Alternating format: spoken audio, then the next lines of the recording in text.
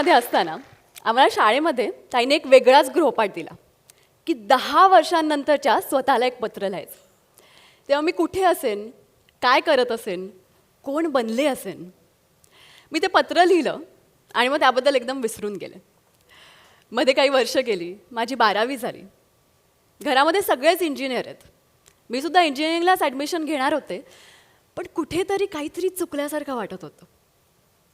तेव्हा एक इंटरेस्टिंग गोष्ट घडली. माझ्या शाळेतल्या ताईंनी ते लहानपणी लिहिलेलं पत्र मला परत पाठवलं आणि ते वाचून मला असं कोणीतरी हलवून जागा केल्यासारखं वाटलं. कारण त्यात छोट्या प्राचीने लिहिलं होतं की मला समाजासाठी काहीतरी करायचं आहे, असा बदल घडवून आणायचा आहे जो इतिहासाच्या पानांवर लिहिला जाईल. पहिल्यांदा वाचून मला हसायलाच आलं. आम्ही त्यावेळी स्वातंत्र्य लढ्याबद्दल शिकत होतो, त्यामुळे मी कदाचित असे क्रांतिकारी विचार करत असेन. पण तरीसुद्धा ते पत्र माझ्या डोक्यात घोळत राहिलं, कारण असा विचार मी अनेक वर्षात केलाच नव्हता. कुठेतरी छोट्या प्राची लिहिल्या त्या शब्दांनी मी इन्स्पायर झाले आणि ठरवलं की अशा करिअरच्या दिशेने प्रयत्न करू ज्यातून काही ना काहीतरी बदल घडून येतो. मग मी एक दिवस गुगलवर सर्च केलं की आज जगातली सगळ्यात मोठी समस्या कोणती. काय उत्तर आलं असेल? मला बघून आश्चर्य वाटलं, कारण जगभरातले सगळे शास्त्रज्ञ, संस्था, वृत्तपत्र एकमताने म्हणत होते की क्लायमेट चेंज ही आपल्यासमोरची सगळ्यात महत्त्वाची, सगळ्यात मोठी समस्या आहे. मग माझ्या आजूबाजूला याबद्दल कोणीच का बोलत नव्हतं.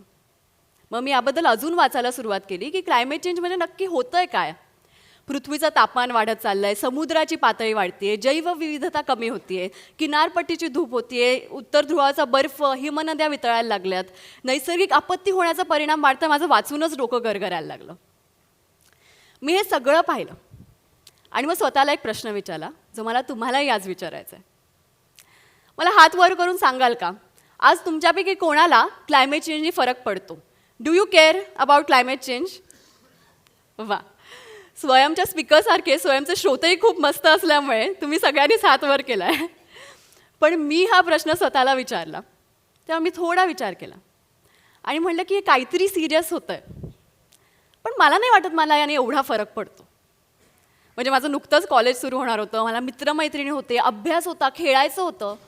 ते सगळं सोडून मला माझ्या आजूबाजूला समाजातल्या वेगवेगळ्या समस्या दिसत होत्या. ते सोडून मी उत्तर ध्रुवावर कुठेतरी बर्फ वितळतोय, त्याने मला का फरक पडावा? खरं म्हणजे मी खूप मोठी निसर्गप्रेमी अशीही कधी नव्हते. मला लोकांमध्ये आणि लोकांसाठी काम करायचं होतं. क्लायमेट चेंज हे पर्यावरणाच्या बाबतीत काहीतरी होतं आहे, जगाच्या दुसऱ्या डोक्याला घडतं आहे आणि माझ्या हाताबाहेरचं आहे, असा विचार करून मी हा विषय बाजूला सोडला आणि क्लायमेट चेंज सोडून बाकीच्या कोणत्या क्षेत्रात मी काही करू शकते का असा शोध सुरू केला. त्यावेळी मी शॅडोईंग नावाचा एक इंटरेस्टिंग उपक्रम केला. म्हणजे आपली गुरुकुल शिक्षण पद्धती कशी होती की गुरु जिथे जातील तिथे सावली बनवून त्यांच्या मागे मागे जायचं आणि त्यांच्या दैनंदिन कृतींमधून शिक्षण घ्यायचं. मी सुद्धा असंच काहीचं करायचं ठरवलं. ज्या लोकांचं काम माझ्यासाठी खूप प्रेरणादायी होतं, मला असं बनायचं आहे असं मला वाटत होतं, अशी काही व्यक्तिमत्व मी शोधली आणि त्यांना जाऊन विचारलं की काही महिने तुम्ही जिथे जाल तिथे तुमच्याबरोबर मी येऊ का? एवढं मोठं मोठं काम केली लोकं सरळ नाही म्हणतील अशी माझी अपेक्षा होती. पण सगळ्यात पहिली शॅडोईंगची संधी मला आपले स्वयंचेच वक्ते ज्ञानेश्वर बोडके यांनी दिली. आज माझ्यासाठी खूप मोठा दिवस आहे, कारण तेही आपल्याबरोबर प्रेक्षकात बसलेत. त्यांच्याकडून मी खूप शिकले, महाराष्ट्रभर वेगवेगळ्या शेतकऱ्यांना भेटले. पण सगळ्यात महत्त्वाची गोष्ट मी त्यांच्याकडून शिकले असेल तर ती ही की तुम्ही स्वतःच्या आयुष्यात काही यश मिळवून दाखवलं तर ती मोठीच गोष्ट आहे, पण जेव्हा आजूबाजूच्या लोकांना बरोबर घेऊन तुम्ही ते यश मिळवता तेव्हा खरी परिवर्तनाची सुरुवात होते. त्यानंतर मी हसरूदाला नावाची एक संस्था आहे, त्याच्या फाउंडर नलिनी शेखर यांना काही महिने शॅडो केलं. त्यांच्याबरोबर स्वच्छता कर्मचारी, वेस्ट पिकर्सना भेटले. मग किसान, मराठा चेंबर अशा संस्थांमध्ये काम केलं. जागृती यात्रामध्ये भारतभर फिरले, गावागावांमध्ये लहान मुलांना शिकवलं, नवीन लोक, नवीन जागा बघितल्या. या पूर्ण काळामध्ये मला जे अनुभव आले त्यातून माझं जग हळूहळू मोठं होत गेलं. पण झालं काय की जसं विक्रमावर वेताळ बसतो तसं क्लायमेट चेंजनी काही माझी पाठ सोडली नाही. आत्तापर्यंत मी क्लायमेट चेंजबद्दल फक्त पेपरमध्ये पाहिलं होतं, वाचलं होतं. या काळामध्ये मला अशी काही लोकं भेटली ज्यांनी ते अनुभवलं होतं. त्यांनी माझा पूर्ण दृष्टिकोन बदलून टाकला. यातल्या काही व्यक्तींबद्दल तुम्हाला आज सांगावंसं वाटतं. मी पुण्यामधल्याच एका वस्तीमध्ये आले होते. लहान मुलांवर तेव्हा मी एक शॉर्ट फिल्म बनवत होते की त्यांची स्वप्न काय, त्यांना कोण बनायचं. त्याच दरम्यान मला हा 12 वर्षाचा मुलगा भेटला, एकदम हुशार. त्याला मी एक प्रश्न विचारला, तुला एक विश मिळेल, तू काहीही मागू शकतोस आणि ते पूर्ण होईल, तू काय मागशील? त्याचं उत्तर मी कधीच विसरणार नाही. तो म्हणला, मी मागेन की माझ्या घरामध्ये परत पाणी शिरायला नको. मला पहिल्यांदा समजलंच नाही, 12 वर्षाचा मुलगा काहीही मागू शकतो आणि तो हे काय मागतोय. मी यावर अजून अभ्यास केला आणि मला समजायला लागलं की तो एकटा नाही आहे. दरवर्षी जगभरामध्ये 2 कोटी लोकांची घरं क्लायमेट चेंजमुळे, पुरांमुळे नष्ट होत आहेत.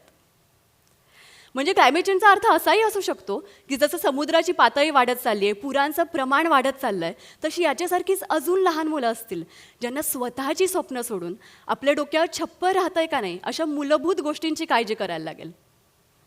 यानी मला फरक पडतो. मी हसरू दलाबरोबरच एका कचरा वेचणाऱ्या गटाला भेटायला गेले होते. तिथे मला माझ्याच वयाच्या एका मुलीशी खूप छान मैत्री झाली. ती इथली नव्हती, ती एक रेफ्युजी होती. काही महिन्यापूर्वीच तिच्या कुटुंबाने स्थलांतर केलं होतं. आम्ही दोघी त्यावेळी साधारण 18 वर्षाच्या असू, पण तिचं लग्नही झालं होतं आणि तिला छोटी मुलगी होती. मी तिला भेटले त्या दिवशी मी तिच्याबरोबर 4 किलोमीटर चालत जवळच्या शाळेमध्ये गेले आणि शाळेत जाऊन तिने विचारलं की माझ्या मुलीला ॲडमिशन देता का. पण तिच्याकडे काहीच कागदपत्र नव्हती, ना की तिला तिथली भाषा कन्नड बोलता येत होती. त्यामुळे तिला दाखला काही मिळू शकला नाही. पण तिने हार नाही मानली. पुढचे 2 महिने ती रोज सकाळी उठून 4 किलोमीटर चालून शाळेत जायची आणि वर्गाच्या दारात बसून राहायची वाट बघत. शेवटी शाळेतल्या लोकांनी तिची चिकाटी बघून कागदपत्रांच्या पलीकडे, भाषेच्याही पलीकडे काहीतरी मार्ग काढला आणि तिच्या मुलीला दाखला मिळाला. पण मग याचा क्लायमेट चेंजशी काय संबंध? मी वाचलं होतं की हवामान बदलामुळे दरवर्षी 13 कोटी लोक स्थलांतरित बनत आहेत. पण त्याचा अर्थ नक्की काय हे मला त्या दिवशी समजलं की एका आईला घरदार सोडून जावं लागतंय, मुलीला शिक्षण मिळावं म्हणून झगडायला लागतंय. यानी मला फरक पडतो. क्लायमेट चेंजबद्दल कोणत्याच जागतिक तज्ज्ञाने शिकवली नाही अशी एक गोष्ट मला एका शेतकरी आजोबांनी शिकवली. ते म्हणले की हल्ली मला शेती परवडेनाशी झाली आहे, कारण ऊन पावसाचं गणितच बिघडलं आहे. आणि जेव्हा मला शेती परवडत नाही तेव्हा माझ्या मागे 1000 लोक असतात ज्यांना अन्न परवडत नाही. म्हणजे क्लायमेट चेंजचा अर्थ असाही असू शकतो की जास्त जास्त लोकांना उपाशी राहावं लागतं. यानी मला फरक पडतो. पण मग या गोष्टी फक्त गावांमध्ये, वस्त्यांमध्येच होतात का? तर नाही. चिपळूणमध्ये पूर आला तेव्हा माझ्याच मैत्रिणीच्या 80 वर्षाच्या आजीनी ज्या घरामध्ये पूर्ण आयुष्य काढलं होतं त्याच घराच्या छपरावरून खाली बोटीमध्ये उडी मारली जीव वाचवण्यासाठी. तिचंही घर माझ्या घरासारखंच होतं, तिची आजी माझ्या आजीसारखीच. हळूहळू मला समजायला लागलं की क्लायमेट चेंज हे global warming, coastal erosion, melting glacier अशा मोठ्या मोठ्या अवघड शब्दांबद्दल नाही आहे. ती आपल्या आयुष्यात होणाऱ्या बदलांबाबत आहे. एका सामान्य माणसाला खूप साध्या गोष्टींनी फरक पडतो. माझं अन्न, माझं आरोग्य, माझं घर, माझा रोजगार आणि सगळ्यात महत्त्वाचं म्हणजे माझं कुटुंब. या सगळ्या गोष्टी क्लायमेट चेंजमुळे धोक्यात आहेत. हे मला जेव्हा समजलं तेव्हा मला वाटलं की हो, क्लायमेट चेंजने सुद्धा मला फरक पडतो. आणि मग मी जाऊन बाबांना विचारलं की याबद्दल मी काय करू शकते. मग आम्ही बघायला लागलो की हे नक्की होतंय कशामुळे. म्हणजे मी माझ्या दैनंदिन आयुष्यात अनेक गोष्टी करते. ऑफिसला जाते, घरं बांधते, AC, फ्रीजसारखी उपकरणं वापरते. त्या सगळ्यामधून कार्बन डायऑक्साईडसारखे हरितगृह वायू बाहेर पडत आहेत. म्हणजे एवढंच नाही तर मी ज्या वस्तू वापरते त्यातूनही कार्बन उत्सर्जन होतं आहे.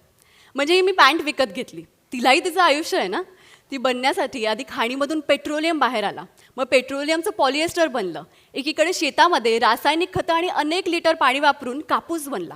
कापूस आणि पॉलिएस्टर एकत्र होऊन त्याचं कापड बनलं. या प्रत्येक प्रक्रियेमध्ये कार्बन उत्सर्जन झालं. हे झाल्यानंतर ते कापड शिवायला बांगलादेशमध्ये गेलं आणि मग शेवटी 20,000 किलोमीटर प्रवास करून आणि 5 किलो कार्बन उत्सर्जन करून पॅन्ट माझ्या घरी आली. पण ती येईपर्यंत मी थोडी जाड झाले होते, पॅन्ट मला बसतच नव्हती आणि ती कपाटात तशीच पडून राहिली.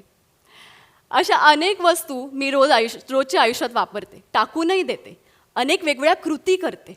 त्या सगळ्यातून माझ्यामुळे होणारं कार्बन उत्सर्जन म्हणजे माझा कार्बन फुटप्रिंट. आज इथे बसलेलो आपण प्रत्येकजण दरवर्षी साधारण 2000 किलो कार्बन उत्सर्जन करतं, म्हणजे एक ट्रक भरून.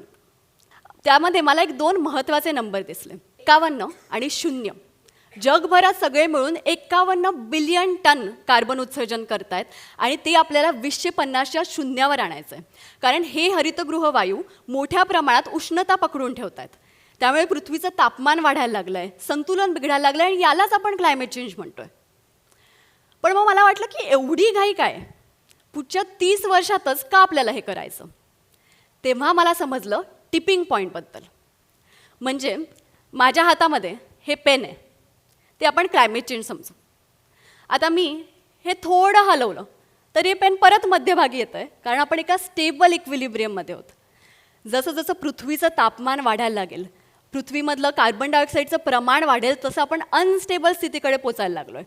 म्हणजे आता आपल्याला थोडे परिणाम दिसत आहेत, कुठे पूर येत आहेत, कुठे वनवे पेटत आहेत, कुठे दुष्काळ पडायला लागला आहे. हा आला टिपिंग पॉईंट, ज्याच्या आपण थोडं जरी पुढे गेलो तरी आपण अशा स्थितीला पोचू जिथून कधीच परत येता येणार नाही.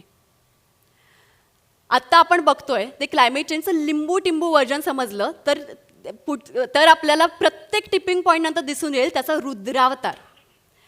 पुढच्या 30 वर्षात आपण काहीच केलं नाही तर असे 15 टिपिंग पॉईंट आपल्यासमोर आहेत.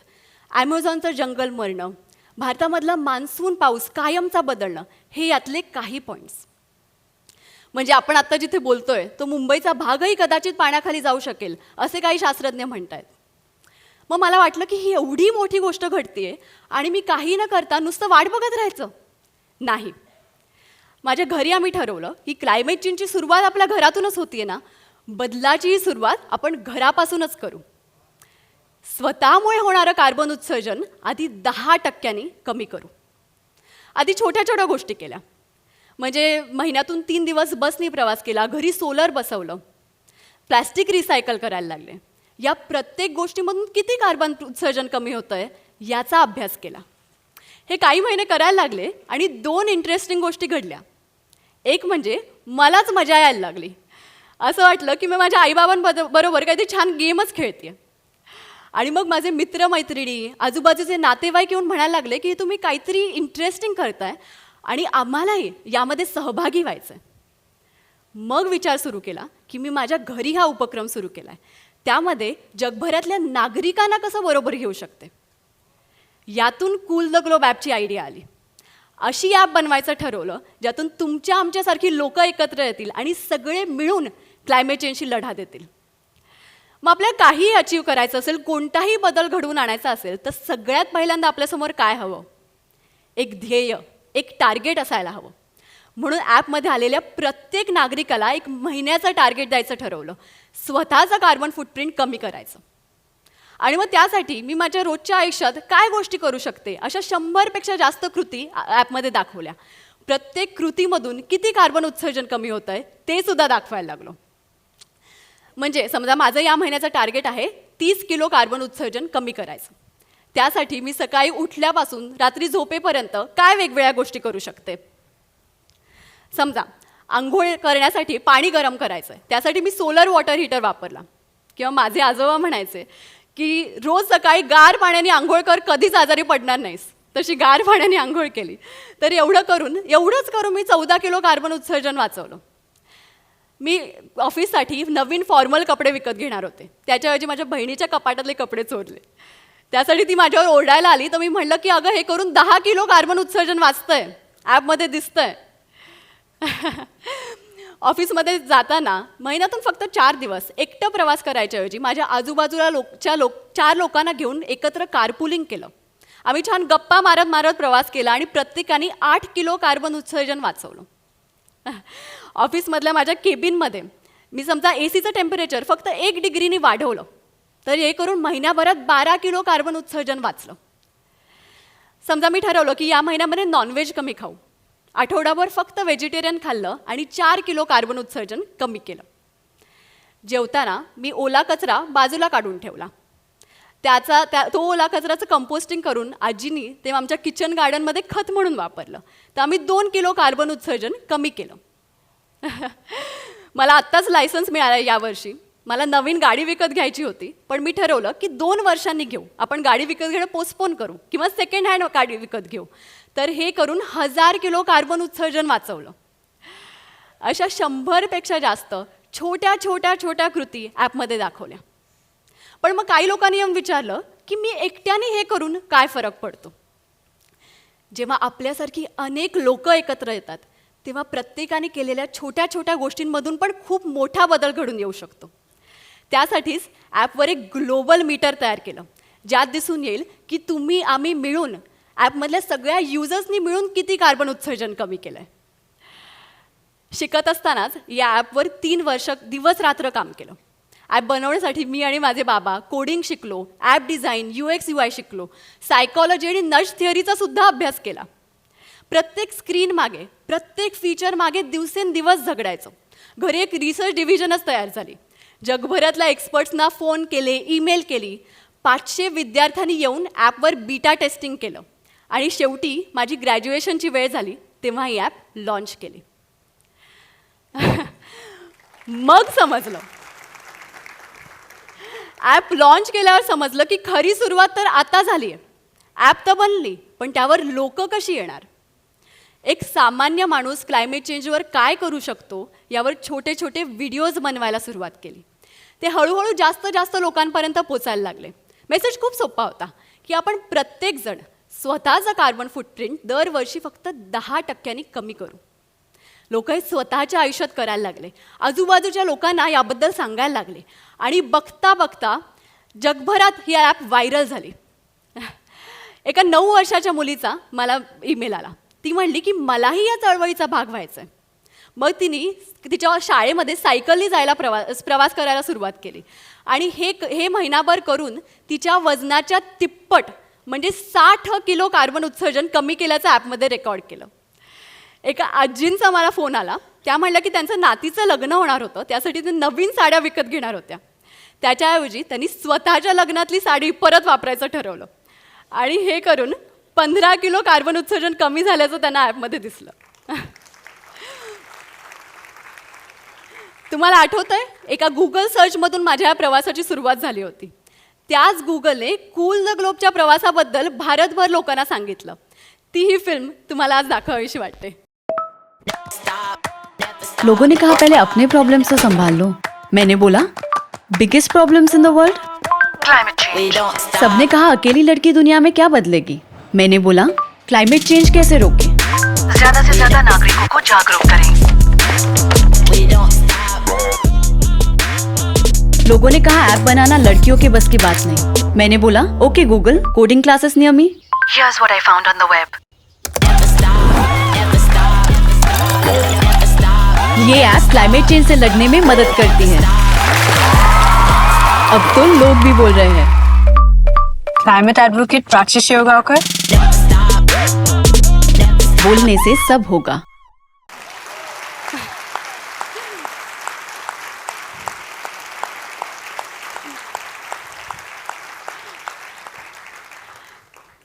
ही फिल्म बघितल्यावर पहिल्यांदा माझ्या आजीने TV वर पाहिली आणि ती म्हणली की आता खरं तू काहीतरी करतेस.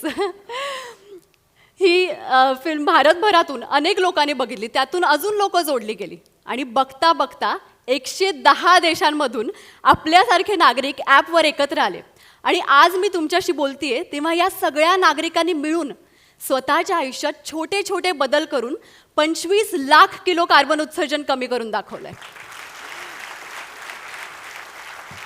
म्हणजे 1 लाख झाडं लावल्याने जेवढं उत्सर्जन कमी होईल तेच उत्सर्जन या नागरिकांनी ॲपमधून करून दाखवलं. आता या कामासाठी आपल्याला अर्थमंत्र्यांकडून पुरस्कार मिळाला होता. त्यासाठी त्यांनी आमच्या टीमला भेटायला बोलवलं होतं. तेव्हा त्यांनी आम्हाला शाबासकी दिली. आम्ही त्यांना म्हणलो की ही फक्त सुरुवात आहे. भारतामधलं प्रत्येक घर कार्बन न्यूट्रल झालं पाहिजे हे आपलं ध्येय आहे. मी लहानपणी इतिहासाच्या पुस्तकात स्वातंत्र्य सैनिकांबद्दल वाचायचे, नेते, शास्त्रज्ञ, सामाजिक चळवळी उभी करण्याबद्दल वाचायचे आणि तेव्हा मला वाटायचं की मी खूप बोरिंग वेळी जन्मले. मी त्यावेळी असायला हवे होते. आज मला समजतंय की आपण मानवी इतिहासाच्या कदाचित सगळ्यात महत्त्वाच्या टप्प्यावर येऊन थांबलोय. क्लायमेट चेंजचे प्रलयकारी दुष्परिणाम थांबवण्यासाठी आपल्याकडे फक्त 30 वर्ष आहेत. कोणताही सायंटिफिक शोध लावून तो प्रत्यक्षात आणण्यासाठी अनेक दशकं लागतात. कायदा जागतिक पातळीवर अंमलबजावणी होण्यासाठी त्याहून जास्त काळ लागतो. पण तुम्ही आणि मी मिळून आज स्वतःच्या आयुष्यात सुरू केलेला बदल मात्र वणव्यासारखा पसरू शकतो. म्हणजे एवढा मोठा बदल घडून आणण्याची ताकद फक्त शास्त्रज्ञांमध्ये नाही, नेत्यांमध्ये नाही, जागतिक संस्थांमध्येही नाही, तर तुमच्या आमच्यासारख्या सामान्य माणसाच्याच हातात आहे. ही फक्त एक जबाबदारी नाही, ही एक संधी आहे. घरच्या घरी स्वतःचा कार्बन फुटप्रिंट कमी करून जग वाचवण्याची संधी. स्वातंत्र्य लढ्याच्या वेळी सुद्धा आपल्यासारखेच नागरिक घरोघरी मैदानात उतरले होते. ती वेळ आज सुद्धा आली आहे. म्हणून मला सगळ्यात शेवटी एक गोष्ट सांगावीशी वाटते. स्वतःच्या कृतींमध्ये जी ताकद आहे त्यावर विश्वास ठेवूया आणि सगळे मिळून क्लायमेट चेंजला चले जाव म्हणूया.